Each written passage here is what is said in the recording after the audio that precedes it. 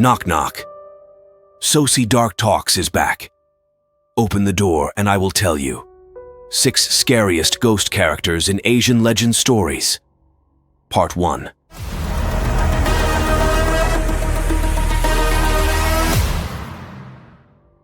One, Pontianak, the swamp spirit, in Indonesia. In the center of a whispering swamp, under the eerie glow of a full moon, a legend breathed and wandered, the Pontianak. The villagers spoke of her in hushed tones, a spectral figure draped in white, with hair long and unruly, trailing like the roots of swamp trees.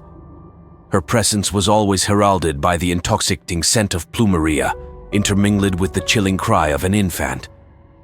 Once a woman of breathtaking beauty, betrayed and left to die in agony during childbirth, she was transformed by her untimely death into a vengeful spirit. The Pontianak roamed the marshes, seeking out the warmth of life, her heart grown cold in the grave. One fateful night in 1560, a young man named Arif, skeptical of the old tales, ventured into the swamp. The moon cast silver trails through the thick mist, and the air was heavy with the scent of unseen flowers. Arif's laughter echoed a challenge to the silence until a soft weeping cut through the mists. Drawn by a mix of fear and curiosity, he followed the sound until he saw her, ethereal, hauntingly beautiful, cradling an invisible child. Her eyes met his, and for a moment Arif felt a pang of sympathy, bewitched by her sorrow. But as she moved closer, the air grew cold, and the sweet fragrance turned putrid, a smell of decay. Her mournful expression twisted into a ghastly grin, revealing sharp, blood-stained teeth. In that instant, Arif understood the truth of the legends. The Pontianak was no mere ghost. She was a predator of the soul, a hunter of the heart. With a voice that was a whisper and a wail, she spoke of her eternal hunger, her need for vengeance against the living. Arif turned to flee, but the swamp, once familiar, now seemed a labyrinth of shadows and whispers. Every direction led him back to her. Desperate, he remembered the old tales. Drive a nail into the nape of her neck, and she would be bound to serve you, or so the story went. But as he faced her again, something within him shifted. The tales had never spoken of the sorrow in her eyes, the endless pain of a mother lost and a woman wronged. In a decision that would haunt him, Arif chose compassion over fear. He reached out, not with a nail, but with a promise to remember her story, to share it so that her pain would not be in vain. The Pontianak stared, the malice fading from her gaze.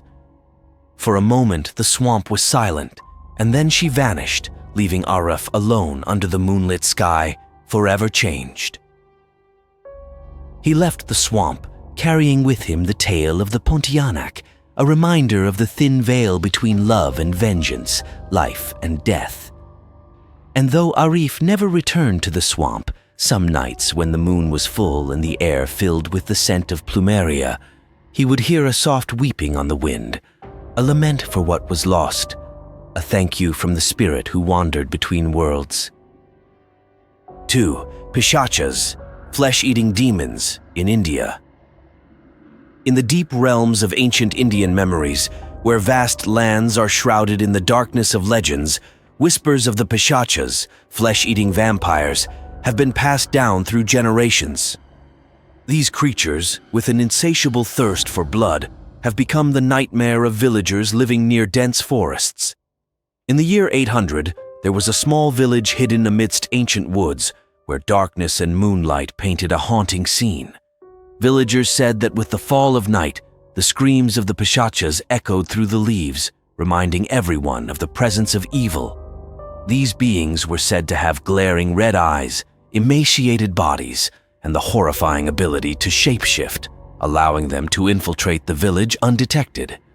Legend tells of a hunter named Viraj, the only one who was not afraid of the Pishachas. He decided to confront the curse that haunted his village by planning to hunt them down. Armed with ancient knowledge and weapons forged from sacred materials, Viraj ventured deep into the forest, determined to save his village from the clutches of the Pishachas. That night, the moon was obscured by clouds, making the forest even more ominous, and the sounds of nocturnal creatures were chilling. Viraj followed the traces of the Pishachas, their presence marked by torn fabrics and whispers in the wind. Eventually, he found them gathered at an ancient graveyard, where they devoured the souls of the dead to gain strength. A fierce battle ensued, with the sounds of metal and magic echoing through the woods. Viraj, with his courage and wisdom, used protective charms and ancient curses to support him, rendering the Pishachas unable to shapeshift or become invisible. The fight ended with him defeating several Pishachas and forcing them to flee the forest, liberating the village from the fear that had haunted it for generations. Folklore suggests that special incantations are required to ward off these malevolent spirits.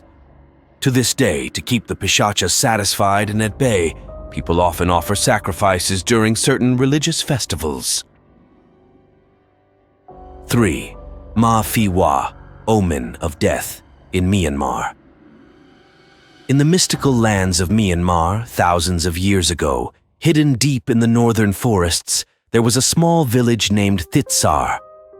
This secluded village, surrounded by majestic mountains and ancient woods, lived in peace with its inhabitants, engaging in farming and hunting. However, this tranquility was not to last forever, as a tragedy ended all calmness, giving birth to one of the region's most terrifying legends, 𝐒𝐴. The story begins with a woman named 𝐒𝐴, a villager known for her captivating beauty and gentle soul.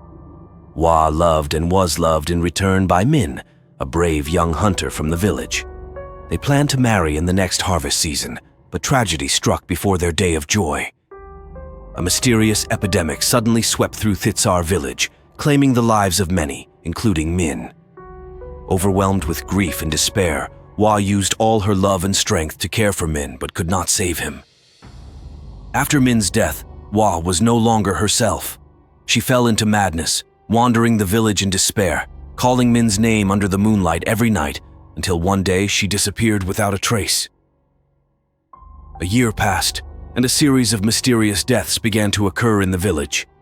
The deceased all showed a peculiar sign, a small coffin placed in front of their houses the night before. The villagers started to whisper about 𝐒𝐴's return, but not as herself, rather as a tormented soul, 𝐒𝐴, carrying the curse of death. It was said that 𝐒𝐴 died in loneliness and despair, unable to transcend because her soul was haunted by Min's death and the betrayal of fate. 𝐒𝐴 became 𝐒𝐴, a sorrowful spirit forewarning death, ready to snatch away the lives of happy families. In the late 1990s, the story of a monk in Kayin State dreaming about 𝐒𝐴 revealed her cruel intentions to devour newborns. After many nights of contemplation, the monk advised the villagers to use dog meat as a way to deceive this messenger of death. As a result, many families protected their children by hanging signs in front of.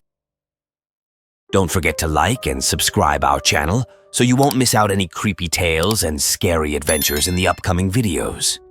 This is Socy Dark Talks. Stay curious and embrace the darkness.